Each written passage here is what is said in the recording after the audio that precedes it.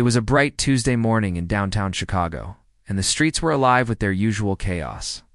Cars honked impatiently, bicycles zipped past pedestrians, and the scent of fresh bagels from a nearby street cart mingled with the faint aroma of exhaust fumes. Among the swirling crowds and ceaseless movement walked a man named Peter, his steps careful but deliberate. Clutched gently in his hand was the harness of a small, golden-colored dog with floppy ears and a soft, determined gaze. The dog's name was Buddy, and he was blind. Completely blind. Yet somehow, this little canine held more wisdom and courage than most humans Peter had ever met. Buddy didn't just guide Peter. He led him through the chaos with an unshakable confidence that left onlookers staring in awe. Peter, a man in his late 40s with a gentle face and weary eyes, had lost his sight 3 years ago due to a rare degenerative eye disease. Before that, he had been a graphic designer, a man who lived in colors and shapes. But when the darkness came, the world became a blur of fear and uncertainty.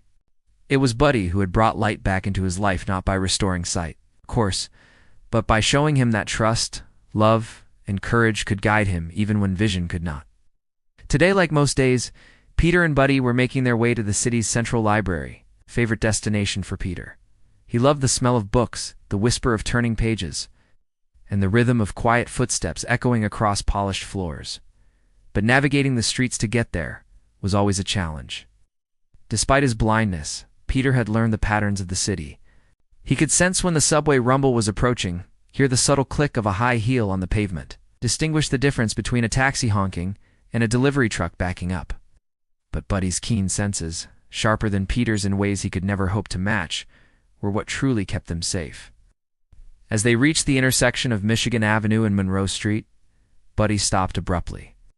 Peter knew instantly that something was wrong. "Okay, Buddy," he said softly, his hand gripping the harness tighter.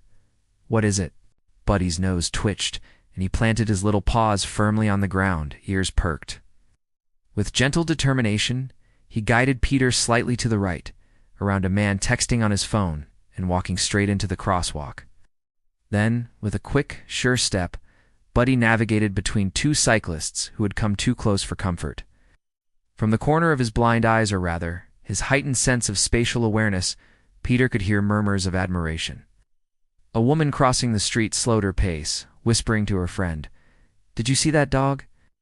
He's guiding his owner like a pro." A man at a nearby coffee stand even raised his phone, capturing the small golden hero in action. Peter smiled, grateful for Buddy's presence, but always embarrassed by the attention. "Thanks, Buddy," he murmured. "You're the best."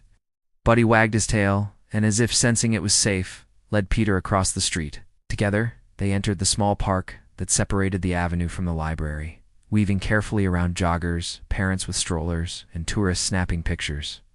To any onlooker, it might have seemed simple, almost mundane, but for Peter, it was nothing short of miraculous.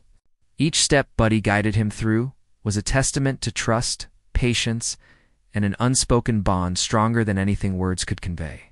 A group of school children on a field trip noticed them first. "Look, a dog helping a blind man," one shouted, pointing excitedly. They ran closer, eyes wide, phones out, capturing the moment.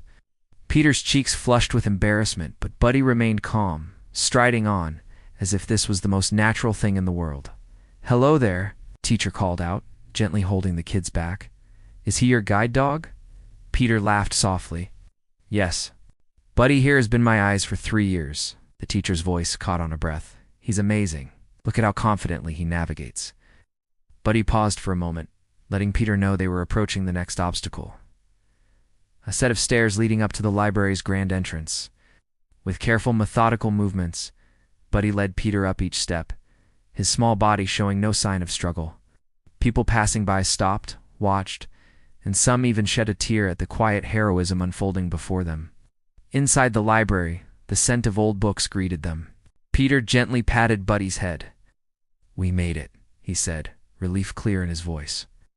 Buddy barked softly, as if in acknowledgement. Peter often read audiobooks at the library, and today was no different. As he listened to the voice narrating a story about courage and resilience, he couldn't help but reflect on the courage of his little dog. Buddy had never let fear take over, had never hesitated to step into the unknown, and had always trusted in Peter as much as Peter trusted in him. It was a mutual bond, an unspoken promise that they would never leave each other's side. But Buddy's heroics weren't limited to public admiration. At home, he was Peter's shadow, his companion through quiet nights of loneliness. His alarm clock in the mornings, and his protector when the world felt overwhelming. Buddy had been there during hospital visits, doctor appointments, and the first time Peter had attempted to cook again after losing his sight. The little dog was patient, gentle, and always there to guide him back to safety or simply back to comfort. Today, however, Buddy's fame had spread further than Peter expected. By the time they left the library and began their journey back home, a small crowd had gathered along the sidewalks, people stopping to offer gentle pats or quiet words of encouragement. Some even followed at a distance, snapping photos or whispering, "Look at that brave little dog." Peter felt a mixture of pride and discomfort. He didn't want attention. He just wanted to live his life, guided safely by his loyal friend. But seeing the way people reacted to Buddy, the tears in strangers' eyes, and the smiles on children's faces, Peter realized that his dog's courage was touching hearts in ways he couldn't imagine. As they reached the subway entrance, Buddy stopped again, sensing the bustle of arriving trains. Peter leaned on him, whispering, "All right, Buddy. Let's do this carefully." The golden dog navigated through the crowd with the ease of someone who had done this 1,000 times. People moved aside, giving them space. One man even said softly, "Wow, that dog is incredible." On the train, Buddy sat quietly at Peter's feet, head resting on his paws. Peter leaned back and let himself relax, listening to the hum of the subway and the gentle breathing of his companion. The city outside was still busy, noisy, and overwhelming, but in this small moment, the quiet companionship of a blind man and his dog, there was peace. By the time they reached their stop, Peter felt the weight of the day. Yet, as always, Buddy was alert, guiding him safely onto the platform and up the stairs. At the top, a small crowd of commuters had gathered, drawn by whispers of the blind man and his heroic dog. People handed Buddy treats, patted him, and offered smiles. Peter tried to protest, but Buddy simply wagged his tail and continued forward, leading Peter home.